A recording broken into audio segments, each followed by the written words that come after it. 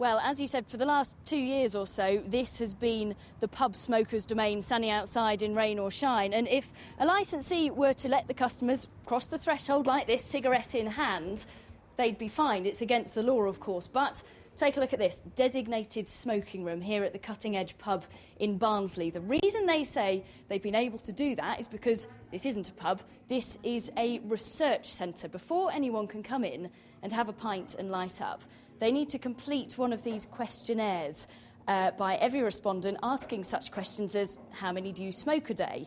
Do you like a smoky atmosphere in pubs? And it's because of this research that the landlady, Kerry Fenton, she's busy at work here, says that there is no smoking ban anymore in this pub. Kerry, how did it all come about? Sorry, I'll let you serve that pint first. It's purely... this all happened 2 weeks ago. In one of my busking nights. James Martin is actually one of my buskers here who regularly attends along with his friends, and I actually stood up on stage and made the announcement that I didn't know how long I'd actually be here for.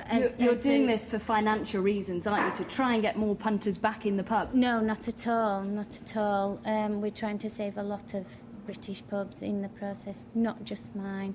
And it is a thorough research that we are actually doing that I want to then pass on to universities and the government themselves so they can actually have a look at what we are actually doing here. What kind of response have you had from your customers over the last 5 or 6 days? From both smokers and non-smokers, an overwhelming, quite surprising response actually.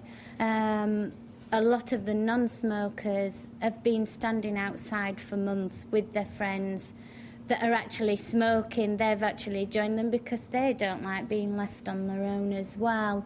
And we're actually seeing customers, especially the elder generation, actually coming in to socialise again that haven't actually been out for the 2-year duration of the ban.